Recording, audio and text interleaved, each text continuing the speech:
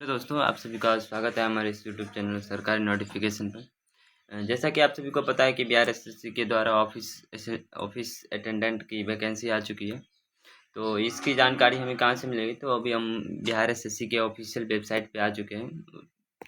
Official website के पर आने के बाद यहाँ देखेंगे आपको लिंक्स दिखेगा। लिंक्स के बाद click here to view advertisement, यहाँ पे आप क्लिक करेंगे तो आपके सामने कुछ इस प्रकार का ये खुल के आएगा, जिसमें आपको कंप्लीट जानकारी दी गई है।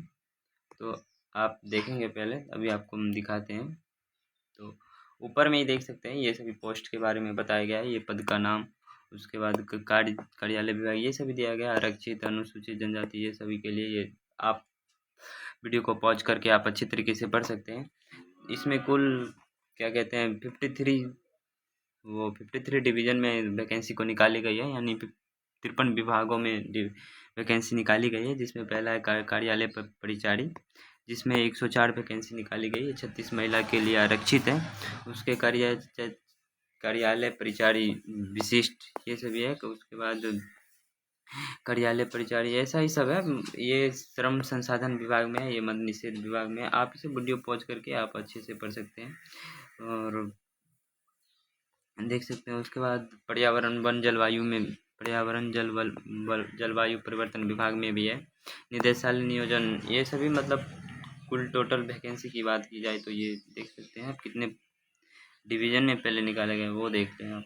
ये देख सकते हैं 25, 30, 35, 41, 43, ये देख सकते हैं टोटल 53, मतलब 53 विभागों में वैकेंसी निकाला गया है।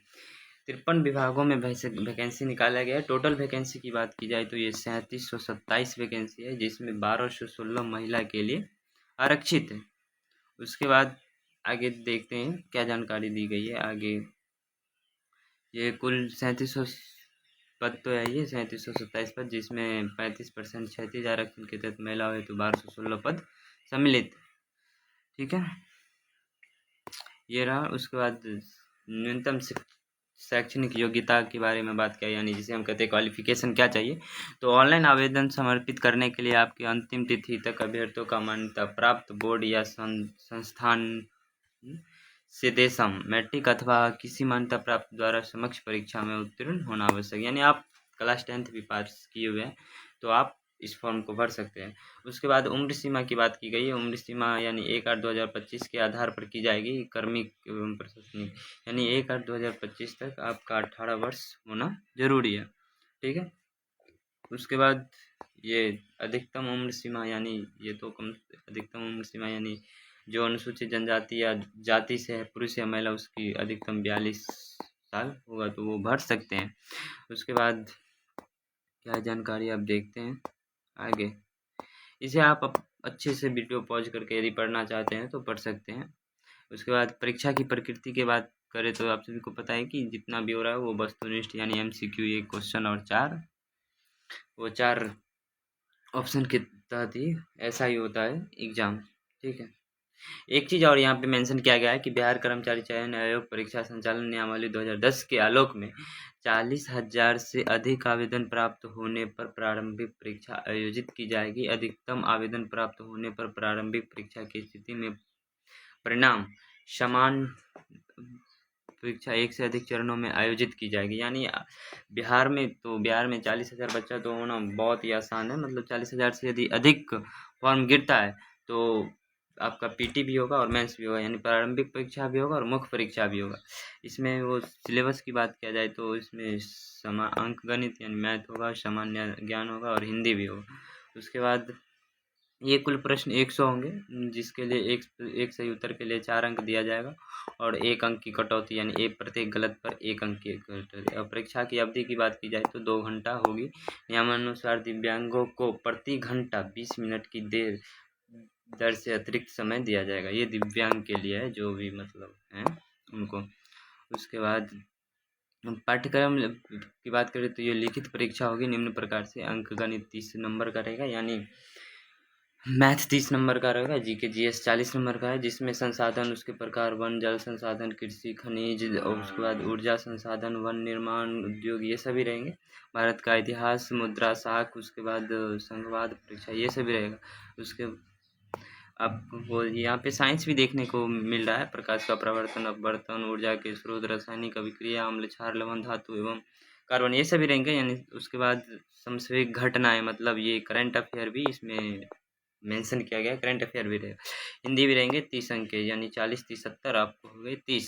अब हिंदी में क्या पढ़ना है, तो अब देख सकते हैं हिंदी में बात किया जाए संज्ञा, सर्वनाम, लिंग, विशेषण, प्रविशेषण, यानी आप जो 10वीं में पढ़ते हैं, यहाँ लिखा है 10वीं कक्षा के पाठ्य, क्या लिखा है, 10वीं कक्षा के पाठ्य पुस्तक के गद्य खंड एवं काव्य खंड के अंश अंश के रचनाकार पर आधारित प्रश्न भी रहेंगे। उसके बाद क्वालिफाइंग मार्क्स यहाँ दिया, क्वालिफाइंग मार्क्स तो अब मैटर नहीं करता है उतना, क्योंकि आप 40 नंबर ला के कोई चाहे सिलेक्शन ले ले, नहीं हो सकता ये सब।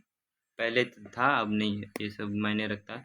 आपको कट ऑफ के हिसाब से नंबर लाना, ये परीक्षा शुल्क है, जहाँ पे दे रखा है कि ये पिछड़ा वर्ग के लिए 540, लेकिन बिहार सरकार का भी एक ऐलान आया था वो 15 अगस्त के दिन कि वो 100 रुपये लेंगे। ये तो 4 तारीख का साइन किया हुआ, लेकिन 15 अगस्त के दिन बिहार सरकार, वो हमारे नीतीश कुमार वो आलोचना किए थे कि 100 रुपया लगेगा किसी फॉर्म को भरने के लिए।